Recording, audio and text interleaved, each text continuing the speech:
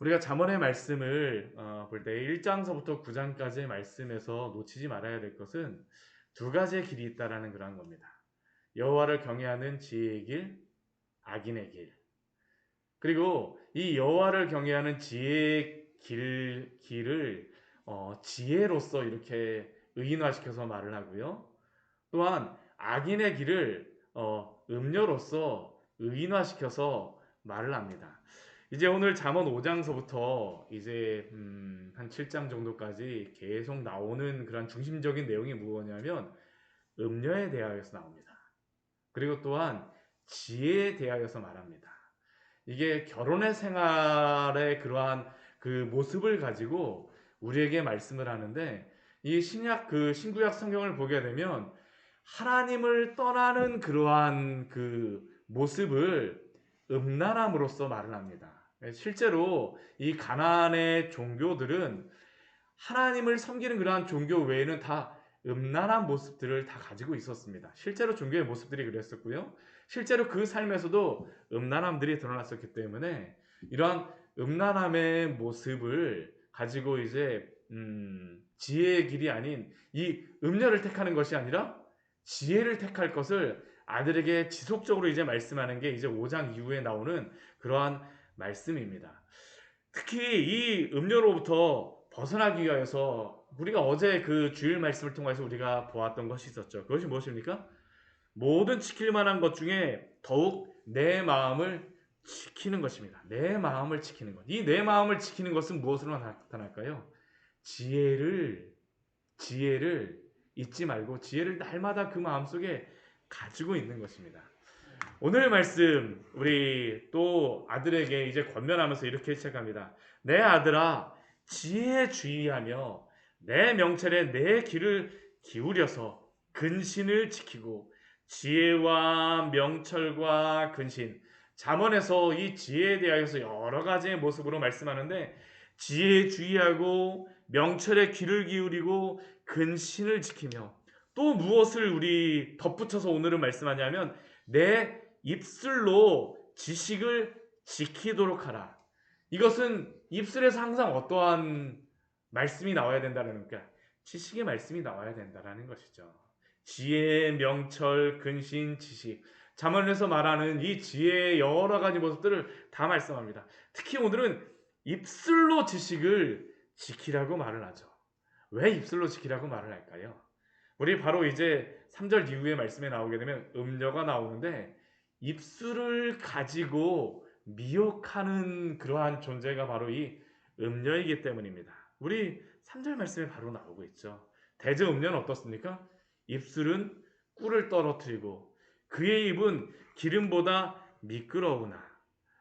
정말 입술에서 뭐 꿀이 떨어지고 뭐 기름이 뭐 올리브 기름이 막 나겠습니까? 그건 아닙니다. 이 지금 여기서 말하는 것은 실제로 그 여인이 그렇게 매력적이라는 것이죠.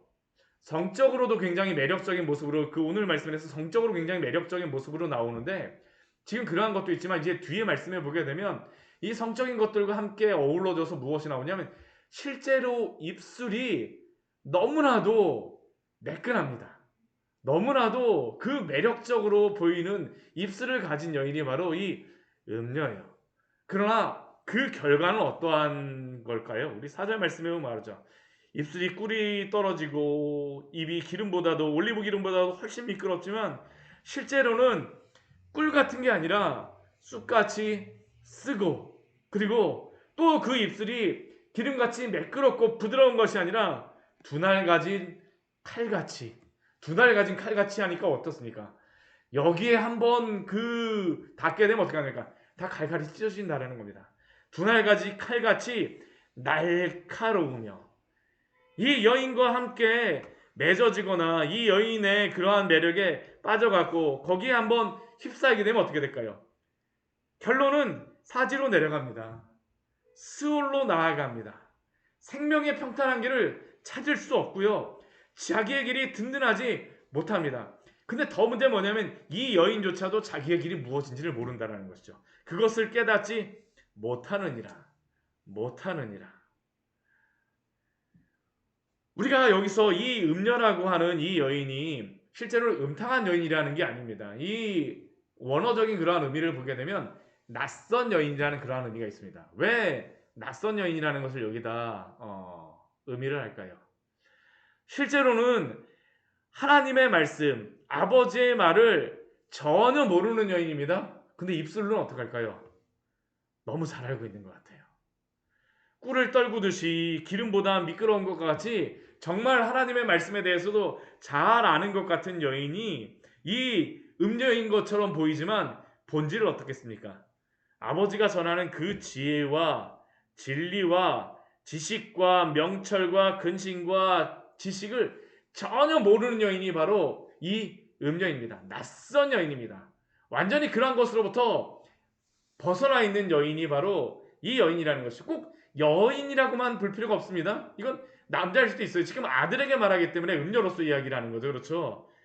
지금 그런데 우리가 이것을 이 음녀를 이 낯선 여인이라는 것을 파악하는 게 굉장히 중요한 것이 사실은 이 시대 음녀라고 하는 것이 이 시대를 감싸고 있습니다. 우리가 생각하는 여러 가지 세상의 사상들, 철학들, 문화의 여러 가지 모습, 문학의 그러한 모습, 얼마나 우리를 미혹하는 그러한 것입니까? 과학의 그러한 모습, 진화론이라든가 최신 천체 물리학. 그런데 이 진화론과 천체 물리학 같은 경우는 정말 진리처럼 보여요? 근데 실제로 다 그것이 진리일까요? 아닙니다. 사실은 이게 다 학설이에요. 정확하진 않습니다. 그것뿐만이 아닙니다. 현대의 여러 가지 사상들, 포스트 모더니즘과 함께 이루어지는 여러 가지 철학의 사조와 함께 그 페미니즘이라던가 동성애라던가 성적으로 문란한 그러한 모습들, 사실 이러한 문화적인 그러한 부분들로도 지금 이게 다 문화 코드로 다 들어와 있죠. 지금 TV를 틀게 되면 제가 예전에 그 90년도에 그 뭐 어떤 드라마 있었는지 제목도 잘 기억이 나진 않는데 그 자신의 아내가 아닌 다른 남자와 이렇게 그 뭐 사귀고 그러는 것들을 그 방송에 나오는 게 막 그 신문에 나왔었습니다. 굉장히 그게 뉴스화 됐었어요. 근데 요즘에는 그게 뉴스화 그런 거 그 방송에 뭐 드라마에 나온다라고 더 이상 뉴스화 되지도 않잖아요. 그것보다 훨씬 더 심각한 일들이 이루어지고 있어도 전혀 문제가 아닌 것처럼 여기고 있죠. 그냥 이게 우리의 문화처럼 되어버렸습니다. 오히려 그러한 것들을 따라가지 않게 되면 어떻게 여길까요? 이상한 사람이라고 생각을 합니다. 시대에 뒤떨어졌다라고 이야기하는 게 바로 이 시대 과학과 철학과 문화와 문학의 여러 가지 그러한 모습들입니다. 근데 그것은 다 무엇일까요? 성경의 진리에서 보게 되면 거짓이요, 비진리요, 영혼을 죽이는 지식이죠. 근데 어느 순간 그것이 진리처럼 인식되고 있는 것들, 사실 이러한 모든 것들이 음료의 그러한 또 다른 모습임을 우리는 기억해야 합니다. 아버지가 다시 한번 아들에게 말하고 있죠. 우리 7절과 8절 말씀을 보게 되면 아들들아 라고 말을 합니다. 아들들아 나에게 들으며 내 입의 말을 버리지 말라. 오늘 잠언 5장의 말씀입니다. 오늘 7절 지금 보고 있습니다. 아들들아, 앞에서는 아들아라고 했는데 아들들아, 이 말을 듣고 있는 모든 사람들에게 지금 이야기하는 겁니다. 내 입의 말을 버리지 말며 내 길을 그에게서 멀리 하라. 가까이 가지 말라라는 거죠. 그 직문에도 가까이 하지 말라. 왜 그럴까요? 아까 생명을 뭐 잃는다라고 이야기했는데 스올로 내려간다라고 했는데 실질적으로 잃는 것들에 대하여서 이제 그 뒤에 말씀에 보게 되면 우리 5절, 10절, 11절에 말씀하죠. 첫 번째 무엇을 이렇게 잃습니까? 존영을 잃는다라고 이야기합니다. 내 존영이 남에게 잃어버리게 되며 이 존영이라고 하는 것은 영광 광채입니다. 명예예요. 아들이 이 음녀에게 빠지게 되면 그 모든 명예와 그 지금까지 쌓아왔던 그런 모든 것들을 한순간 어떻게 된다는가? 잃어버리게 돼요. 남에게 잃어버리게 되죠. 또 무엇을 잃어버리게 됩니까? 내 수완, 생명의 나를 빼앗기게 된다는 겁니다. 누구에게요? 잔인한 자에게 빼앗기게 되죠. 이 잔인한 자가 누구인지는 분명히 나오진 않지만 음녀라고 하니까 남편일 수 있겠죠? 아니면 포주일 수도 있습니다. 이 여인이 어떠한 그러한 위치에 있느냐에 따라서. 그러한 사람에게 목숨을 잃을 수도 있겠다라는 것, 잃을 수도 있다라는 겁니다. 그리고 또 무엇을 잃을 수 있습니까? 우리 10절 말씀을 보게 되면 재물을 잃을 수가 있다라는 것이죠. 이 세상에서 쌓아왔던 그 모든 것조차도 타인이 다 뺏어갈 수 있습니다. 수고한 모든 것이 내 집에 있었던 것이 다 누구의 집으로 가는 겁니까? 외인의 집으로 갈 수 있어요. 마지막으로 무엇을 잃을 수 있다라고 우리 11절 말씀에 말합니까? 건강조차도 잃을 수 있다라고 하죠. 내 몸, 내 육체가 쇠약할 때 그 모든 것들을 다 건강까지도 잃어버린다는 것이죠. 명예와 목숨과 재물과 육체의 그런 건강까지 다 이 음료로 인하여서 잃어버릴 수가 있습니다. 그리고 마지막에 남는 것은 무엇일까요? 우리 뒤에 말씀해 보게 되면 한탄만 남는다라고 이야기합니다. 후회만 남아요. 아, 내가 예전에 왜 그렇게 행하였을까? 12절 말씀 보게 되면 내가 어찌하여 아버지가 나에게 말하였던 그 훈계를 싫어하였고 그 꾸지람을 가벼이 여기고 이전에 나에게 충고하였던 그 선생의 목소리를 청종하지 아니하였고 나를 가르치는 이에게 귀를 기울이지 아니하였던고 내가 이 큰 악에 빠지게 되었노라라고 계속 무엇을 하는 겁니까? 한탄을 하는 것이죠. 참 그런데 이것은 안타까운 그러한 모습입니다. 우리가 앞에서 우리 잠언 말씀에 보았었지만 이 잠언의 그 지혜는 아버지에서 누구에게 전해집니까? 아들에게 전해져요. 그리고 또 그 지혜는 또 누구에게 전해집니까? 또 그 아들에게 전해지죠.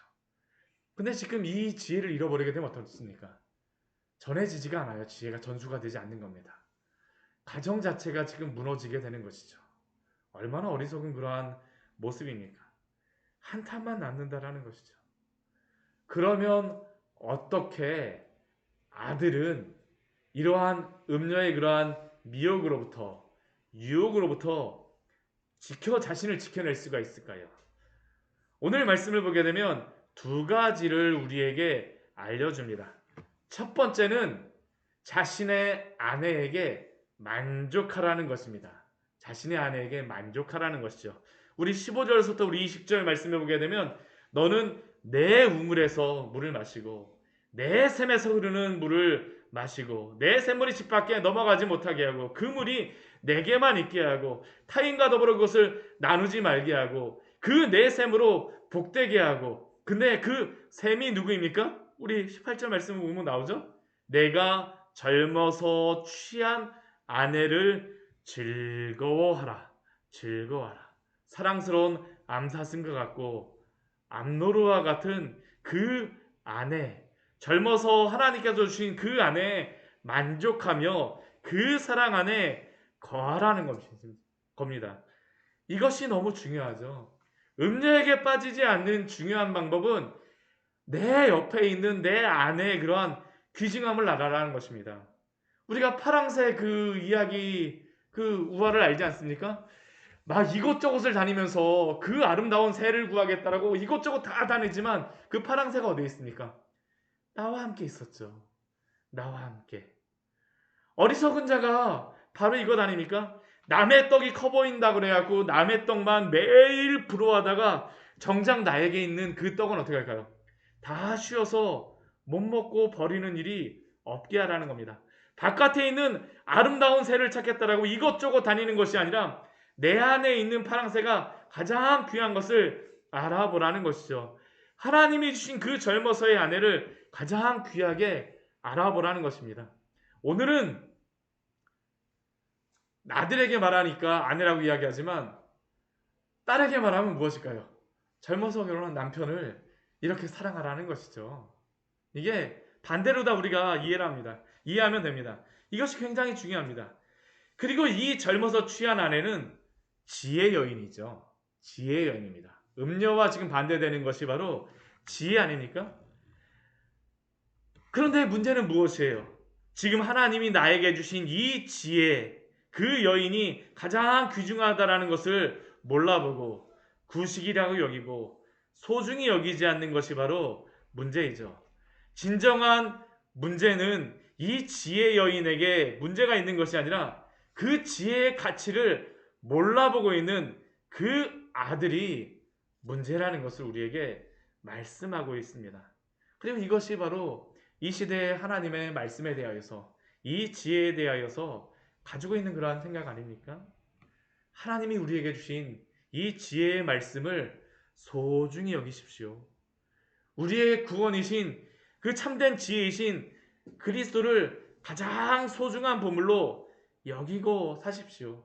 이것이 바로 이 세상에서 살아갈 때에 우리가 음녀, 악인의 길로 가지 않는 방법이라고 우리에게 말씀하였습니다. 또 두 번째, 우리가 이 음녀에게, 이 세상의 잘못된 그러한 사상에 우리의 눈을 빼앗기지 않는 두 번째 방법이 있습니다.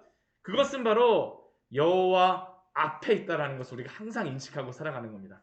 우리 21절 말씀에 이렇게 말씀하고 있죠. 우리 21절 말씀 같이 한번 읽어보도록 하겠습니다. 대저 사람의 길은 여호와의 눈앞에 있나니 그가 그 사람의 모든 길을 평탄하게 하시느니라. 우리가 누군가 나를 지켜보는 사람이 있다라고 하면 우리가 어떻게 합니까?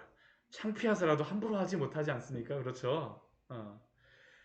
그러한 것처럼 자신의 모든 길, 인생에서 그 모든 길이, 내 모든 삶이 여호와의 눈앞에 있다라는 것을 인식하고 살아가라고 지금 말씀하고 있습니다.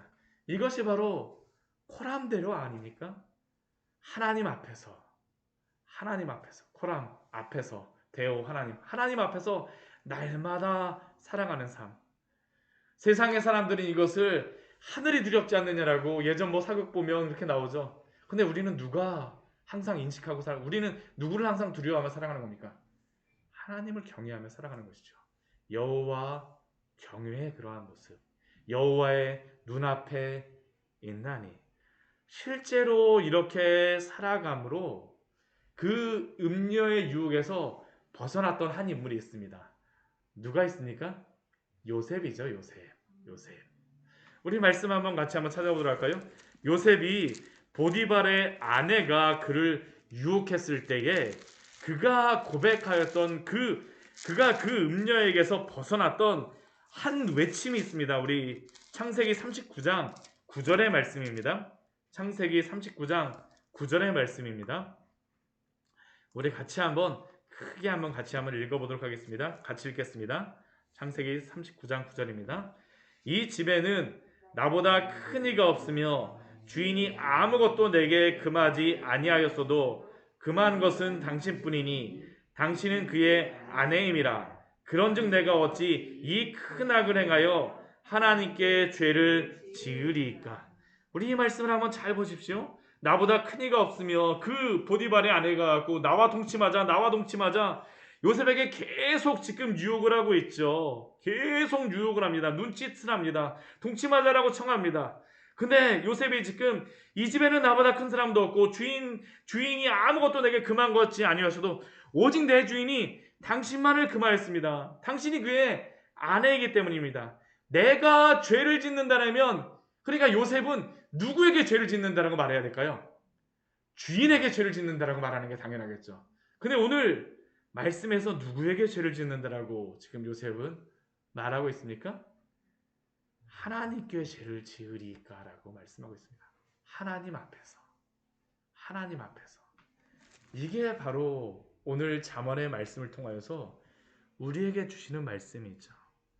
코람데오, 여호와의 눈앞에서 그 마음을 가지고 실제 삶에서 순종하며 살아갔던 사람이 요셉이었고, 또한 그렇게 살아갈 때에 이 음료로부터 우리를 지킬 수 있다라고 말씀하고 있습니다. 이게 또한 우리의 마음을 지키는 것 아니겠습니까?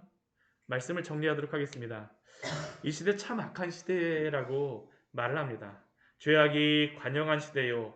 더 이상 죄악을 부끄러워하지 않고 마음껏 죄를 짓도록 철학과 사상과 문화, 심지어는 신학적인 사상까지도 이러한 것에 백그라운드를, 배경을 제공하는 그러한 시대입니다. 음녀가 활보하는 시대이죠. 그러나 지혜와 함께 거하십시오.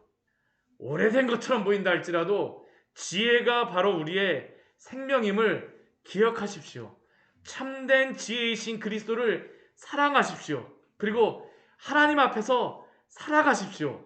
성령께서 우리의 마음과 생각을 지키실 것입니다. 같이 기도하도록 하겠습니다. 하나님 아버지,